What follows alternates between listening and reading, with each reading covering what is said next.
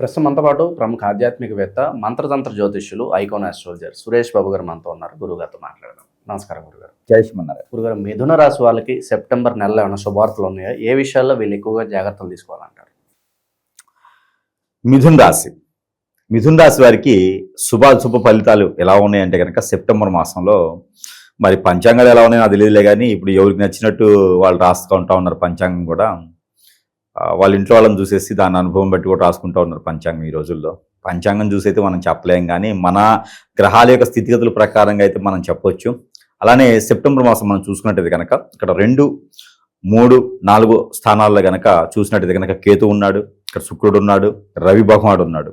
ఈ 3 గ్రహాలు కూడా అంటే ఇప్పుడు మనకి 2వ స్థానంలోనేమో కేతు ఉన్నాడు, 3వ స్థానంలో రవి భగవానుడు 14వ తారీఖు వస్తున్నాడు. అలానే 14వ తారీఖు రవి భగవానుడు 3వ స్థానంలో రావడంతో 4వ స్థానంలో ఇక్కడ శుక్రుడు ఉన్నాడు. స్వస్థానంలో శుక్రుడు వచ్చాడు. కానీ మిథున రాశి వారికి అదృష్టం బాగానే ఉందని చెప్పొచ్చు. విడిపోయిన భార్యాభర్తలు కలిసేటువంటి అదృష్టం ఒకటి ఒకటి ఉంది. అంటే ఎవరికైనా అనేజీ ఉంటే మాత్రం వాళ్ళకి దరిద్రమే, ఇంకా వాళ్ళకి అది అదృష్టం చెప్పలేము. ఇంక ఎందుకంటే అరే బాబు దూరం అయితే బాగుండని చూసుకుని కోరుకునే వాళ్ళు ఉంటారు కదా, వాళ్ళకైతే ఆ శుభమని చెప్పొచ్చు. అలానే ఈ సెప్టెంబర్ మాసంలో ఖచ్చితంగా చెప్పొచ్చు మిథున రాశి వారికి బాగానే కలిసి వస్తుంది అని. ఎక్కడో పెట్టుబడి పెట్టుంటారు, ఆ డబ్బులు రావడమా, స్థలాలు ఇళ్ళు కొనేసి ఏదైనా లిటికేషన్ నుండి కోర్టులోకి వెళ్తాయి, అందులో నుంచి వీళ్ళకెళ్ళి నెగ్గుతూ ఉంటారు. అలానే ఎవరికైనా డబ్బులు ఇచ్చి ఉన్నారనుకోండి, ఆ డబ్బులు కూడా వసూలు అవుతాయి. కాకపోతే 14వ తారీఖు తర్వాత అడగాలి. అంటే కన్యా రాశిలోకి రవి రావాలి. రవి వచ్చిన తర్వాత అడిగితే వీరికి డబ్బు కూడా వస్తూ ఉంటుంది. కాబట్టి ఇక్కడ మీరు చూడండి, భాద్రపద మాసం రవి భగవానుడు కన్యా రాశిలోకి ఈక్వల్గా 2 రోజులు తేడాతో వస్తున్నారు ఇద్దరు. 11వ తారీఖున భాద్రపద మాసం వస్తుంది, రవి భగవానుడు 14వ తారీఖు కన్యా రాశిలోకి వస్తున్నాడు. కాబట్టి ఈ 2 కూడా వీరికి మంచి సానుకూల వాతావరణం తీసుకొస్తుందని చెప్పొచ్చు. వ్యాపారంలో ఇప్పటివరకు నష్టపోయిన వాళ్ళు చాలా మంది ఉన్నారండి మిథున రాశి వాళ్ళు. వాళ్ళకుండే సెన్సిటివ్ తత్వానికి, వాళ్ళకుండే అమాయకత్వానికి, మంచి మనస్సుకి, ప్రేమ, అనురాగం, ఆప్యాయత ఈ తప్పితే వాళ్ళకి వేరే తెలియదండి. ఎలాంటి శత్రువు వచ్చినా కూడా వారికి ఏమైనా కావాలని అడిగేటువంటి వ్యక్తిత్వం. ఎవరైనా మోసం చేస్తే కూడా సరే పోన్లేండి అని వీళ్ళే బాధపడేటువంటి వ్యక్తిత్వం ఎంతమందిలో ఉంటుందండి? అది ఒక మిథున రాశి వారి సొంతం అని చెప్పొచ్చు. అలాంటి మిథున రాశి వారికి కూడా అప్పుడప్పుడు కలిసి వస్తుండాలి. గ్రహాల రీత్యా కానీ ఏదైనా అదృష్టం ఎతికేతిక కాలికి దొరికిందనే విధంగా ఎప్పుడైనా ఒకసారి కలిసి రావాలి కదండి, లేకపోతే దేవుడు మానవుడు ఒకటే. కాబట్టి వీళ్ళు ఎన్ని రకాల పూజలు, హోమాలు, యజ్ఞాలు, యాగాలు చేసినా చేయకపోయినా అప్పుడప్పుడు కలిసి వస్తూ ఉంటుంది. ఎప్పుడో చేసుకునేటువంటి పుణ్యఫలాలు కలిసి వస్తూ ఉంటాయి. అందులో ఒకటి ముఖ్యంగా సెప్టెంబర్ మాసం. దీంతో పాటు మిథున రాశి వారికి మరొక అదృష్టం ఉంది. ఎప్పటి నుంచో ప్రయత్నం చేసినటువంటి యూనివర్సిటీ సీట్ కానీ, విదేశీయానం కానీ, వీరు అనుకునేటువంటి స్థానం కానీ, గవర్నమెంట్, సెంట్రల్ గవర్నమెంట్, ప్రైవేట్ జాబుల కోసం ఎదురు చూస్తున్న వాళ్ళకి కానీ ఖచ్చితంగా 14వ తారీఖు తర్వాత వస్తాయి. అలానే వాళ్ళ పూర్వీకులు అటువంటి ఆస్తులే కాదు, పూర్వీకులకు చేసినటువంటి జాబులే కాదు, అంటే వాళ్ళంటారు చూసారా, మనకి వారసత్వంగా వచ్చేటువంటి కొన్ని ఉంటాయని, ఆ వారసత్వం ఛాయ కూడా వీరిలో కనపడతా ఉంది. కాబట్టి అవన్నీ కూడా వీరి సొంతం అని చెప్పొచ్చు. కానీ అప్పులు కూడా వీరి సొంతం అని చెప్పొచ్చు, పెద్దవాళ్ళు చేసిన అప్పులు కూడా. అలానే ఏదైనా కులదైవం కానీ ఇష్టదైవం కానీ ఉంది, ఇంతకుముందు వారి పెద్దవారు కొలిచినట్టు వారైతే వారి నుంచి వీరి చేతికి వచ్చేది కూడా ఈ మాసంలోనే కనపడుతుంది. ఇక వీటితో పాటు ఊళ్ళలో కానీ, విలేజ్ల్లో కానీ, ఎక్కడైనా ఇళ్ళు కానీ, వాకిలు కానీ ఉంటే వాటికి విలువ పెరుగుతుంది. మరి ఇన్ని రకాల మంచి అయితే ఖచ్చితంగా వీరికి జరుగుతుంది. మరి వీటితో పాటు ఇంకోటి ఉంది, నిరుద్యోగులకు ఉద్యోగం రావటం, ఆరోగ్యం బాగలేని వారికి ఆరోగ్యం కూడా కుదిరి పట్టడం కూడా సరిపోతుంది. ఆరోగ్యం కుదిరి పడాలంటే కనుక వీరు వాడేటువంటి వంటలో మెంతుల పొడి కానీ, దాల్చిన చెక్క పౌడర్ కానీ, లేదంటే కనుక ఇంగువ కానీ, ఇవి ఎక్కువ కర్రీస్లో వాడుతూ ఉండాలి. దీంతో పాటు నిమ్మకాయ ఎక్కువ వాడుతూ ఉండాలి. నిమ్మకాయ పచ్చడి కానీ, నిమ్మకాయ పికిల్స్ అంటారుగా అది కానీ, నిమ్మకాయ పులిహోర కానీ, లేదా నిమ్మకాయ ఎందులో అయితే ఇంగ్రీడియంట్లు కలుపుతారో ఆ ఒక వస్తువుని ఎక్కువ వాడుకుంటూ ఉంటే వీరి లోపల ఎలాంటి ఇబ్బందులు లేకుండా ఉండేదానికి ఆస్కారం ఉంటుంది. ఇక దీంతో పాటు ఈ సెప్టెంబర్ మాసంలో మరొక కొన్ని విశేషవంతమైనవి వీరు ఉన్నాయి. ఏంటంటే తీర్థయాత్ర చేయటం, దూర ప్రయాణాలు చేయటం, ఎక్కడైనా బంధుమిత్రుల్ని కలిసి రావడం, పేరెంటాళ్ళు ఫంక్షన్లో పాల్గొనడం, ఇలాంటివన్నీ కూడా ఆహ్లాదకరించేటువంటి విషయాలన్నీ కూడా వీరి సొంతం అని ఖచ్చితంగా చెప్పొచ్చు. అలానే ఈ యొక్క మిథున రాశి వారికి ఈ సెప్టెంబర్ మాసంలో బాగానే ఉందా అంటే చాలా అద్భుతంగా ఉందని చెప్పొచ్చు. అందులో వీరికి white and blue and sky blue colours కూడా చాలా అద్భుతంగా ఉంటాయి ఈ మాసం మొత్తం కూడా. వీరికి కలిసి వచ్చేటువంటి నెంబర్ కూడా 2, 4, 6, 8 ఈ 4 నెంబర్ కూడా వీరికి అద్భుతంగా కలిసి వస్తాయని చెప్పొచ్చు సెప్టెంబర్ మాసం. ఇక వీరికి వినాయక చవితి ఉంది. ఈ వినాయక చవితి పర్వదినాల 9 రోజులు నవరాత్రులు చేస్తూ ఉంటారు. వీధుల్లో పెట్టనివ్వండి, ఇంట్లో చేయనివ్వండి, చేస్తూ ఉంటారు. అయితే మర్కత గణపతి అని ఉంటుంది, అది మనకి గ్రీన్ కలర్ లో ఉంటుంది. ఈ మర్కత గణపతిని మనము పూజించడం ద్వారా ఎలాంటి ఉపయోగాలు ఉంటాయి అంటే మనకి బ్లడ్ సర్క్యులేషన్, ఆరోగ్యం క్షీణించకుండా ఉంటుంది. ఇప్పుడు బుధుడు కూడా నీచలో ఉన్నాడు కాబట్టి ఆ బుధ భగవానుడు కూడా మంచి శుభదృష్టితో ఉంటాడు. అంటే మనకి ఎవరితో మాట్లాడినప్పుడు కూడా మనకే హైక్ వచ్చేలాగా, మన మాటలు అందరూ వినేలాగా ఉంటున్నారు. మరి అలానే రాజకీయ రంగంలో ఉన్నటువంటి మిథున రాశి వారు ఎవరైతే ఉన్నారో, సెలబ్రిటీలుగా ప్రజలతో పని ఉండి మార్కెటింగ్ రంగాల్లో ఉన్నటువంటి వారు ఎవరైతే ఉన్నారో వారంతా కూడా మరకతగా ఉండేటువంటి వినాయక స్వామి వారిని తీసుకొచ్చుకొని పూజించుకున్నట్టయితే కనుక వీరికి అష్టైశ్వర్య ప్రాప్తి ఒకటే కాదు, వీరికి ధనధాన్యాలు ఒకటే కాదు, వీరికి ఆరోగ్యం కూడా కుదిరి పడుతుంది, డబ్బులు కూడా వస్తూ ఉంటాయి. వీరందరిలో ఉన్న పేరు ప్రఖ్యాత హోదా డబ్బు పలుకుబడి అన్ని వస్తాయి. కాబట్టి వీరు ఇలాంటి మర్కత గణపతిని కనుక తీసుకొచ్చుకొని పూజించుకోవాలి. అలానే ఈ 5వ రోజు కానీ 7వ రోజు కానీ ఈ గణపతి స్వామి వారికి ఉండరాళ్లతో పాటు పానకము, వడపప్పు, కొబ్బరి ఇవన్నీ కూడా స్వామివారికి నైవేద్యం పెట్టాలి.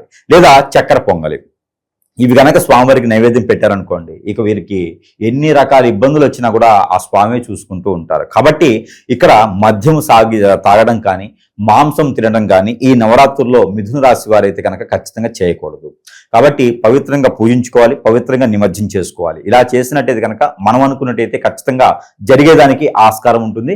పెళ్లి కానిటువంటి వారు, అంటే ఒక్కసారి కూడా పెళ్లి కాని వారికి కాలసర్పదోషం, నాగదోషం, కుజదోషాలు కూడా కొంతమేర తగ్గుతాయి. ఎప్పుడు ఈ మరకత లింగాన్ని పూజించుకోవడం ద్వారా, మరకత ఆ వినాయక స్వామిని పూజించుకోవడం ద్వారా. ఇకపోతే చాలా మంది అనుకుంటారు, గురుగారు మీరు ఇంత గొప్పగా చెప్పుకున్నారు, చాలా అద్భుతంగా ఉంది వింటుంటే, కానీ మా జాతకంలోనే ఎందుకు పేరు బలంగా కానీ, నక్షత్ర ప్రకారం కానీ, గోచార ప్రకారంగా కానీ, దశల ప్రకారం కానీ, అంతర్దశ ప్రకారం కానీ ఎన్నో రకాలుగా మేము పుట్టిన దగ్గర నుంచి తిరగని గుడి లేదు, వెళ్ళని మెట్టు లేదు, తెలియని స్వామి లేడు, చెయ్యని పూజ లేదు, కానీ మా బతుకులు ఎందుకు ఆయన ఇలా ఉన్నాయంటే ఒకటి గుర్తుపెట్టుకోవాలండి.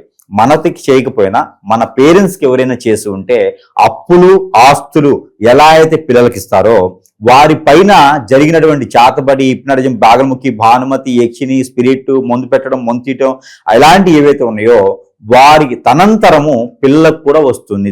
ఇది బాగా గుర్తుపెట్టుకోవాలి.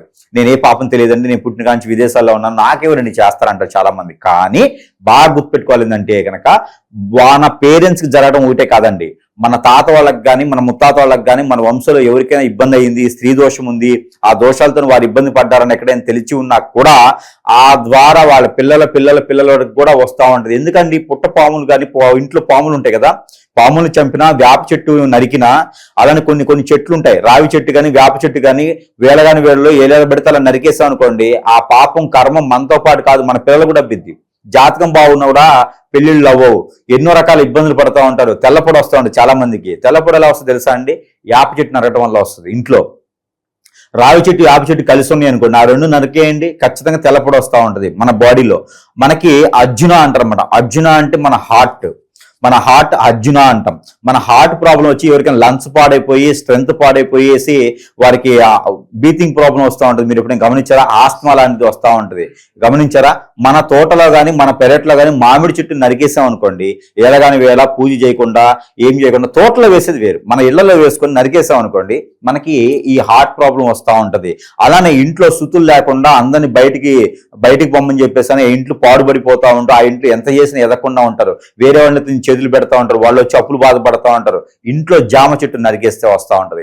చూసారా, మనం ఎవరినో పాపం చేశారో ఎవరో వచ్చి చేయడం కాదు, మనకే తెలియకుండా చేసేటువంటి కొన్ని పనుల వలన కూడా మనకు ఆ కర్మలు ఎంటబడతా ఉంటాయి. ఇంట్లో తెలిసి తెలియక పామును చంపడమా, అక్కడ నా పొలాల గట్ట పామును చంపడం అయితే కాలసర్పదోషం వస్తూ ఉంటది. మన బాడీలో తెలియకుండా మచ్చలు పడతా ఉంటాయి. మొంగు అంటారు, మీకు ఐడియా ఉందా? మొంగు కాలసర్పదోషం ఉన్నా కూడా మొంగు వస్తూ ఉంటాయి ఒక్కోళ్ళకి.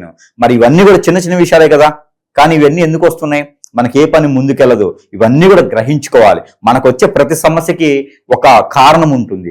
ఆ కారణానికి పరిష్కార మార్గం కావాలంటే ఖచ్చితంగా సురేష్ గారిని సంప్రదించాలి. ఎక్కడో దరిద్రమైనటువంటి వ్యవస్థ దగ్గరకో, లేదా గంగిరెద్దుల్లా అడిగేటువంటి గురువు వ్యవస్థ దగ్గర కాదు. నిజంగా గురువులు ఉన్నారు, వారు మీకు మంచి చేశారు అంటే నేను కూడా నా తరపు నుంచి కూడా వాళ్ళకి నమస్కారం చెప్తా. లేదు కాదు కూడదు అంటే కనుక చివరిగా సురేష్ గారి దగ్గర రావాల్సిందే ఖచ్చితంగా. అందరికీ వస్తే వారి సమస్య ఏముందో ఆ సమస్యకి పరిష్కార మార్గం చూపించే విధంగా ఈరోజు మన దగ్గర మంత్రము, తంత్రము, యంత్రము, యాగము, యజ్ఞము, హోమము, వాటితో పాటు అగ్నిహోత్రము, వారికి సమస్య పరిష్కారం అవ్వాలి. మల్టీ స్పెషాలిటీ హాస్పిటల్గా కాబట్టి మల్టీ స్పెషాలిటీ హాస్పిటల్ డబ్బులు తీసుకోం, కానీ పని మాత్రం చేస్తాం. ఖచ్చితంగా వారికి చేసేటువంటి విధానం ఖచ్చితంగా ఉంటుంది, చేసి తీరతాం.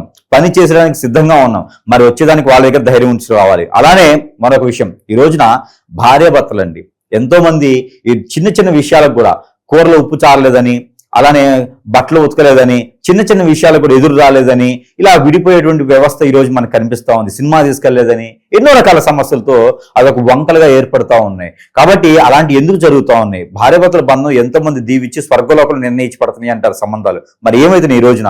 1కి 4 సంబంధాలు కుదిరిస్తున్నారా? మరి ఎక్కడ కుదురుతున్నాయి సంబంధాలు? 4 పెళ్లిళ్ళు అయిన తర్వాత, 3 పెళ్లిళ్ళు అయిన తర్వాత మరి 3 పెళ్లిళ్ళు స్వర్గలోకలు కుదిరిచ్చారా? మన దరిద్రం అది. ఇవన్నీ కూడా గ్రహించుకోవాలి. ఎక్కడ మనం లోపం పడుతున్నాం, ఎక్కడ మనం తాపం పడుతున్నాం, ఎక్కడ మనకి అడుగంటిపోతున్నాం, ఎక్కడ మనకు ముందుకు రావట్లేదు, ఇవన్నీ కూడా గ్రహించుకుంటే చిన్న చిన్న లోపాలు మనకు తెలుస్తూ ఉంటాయి.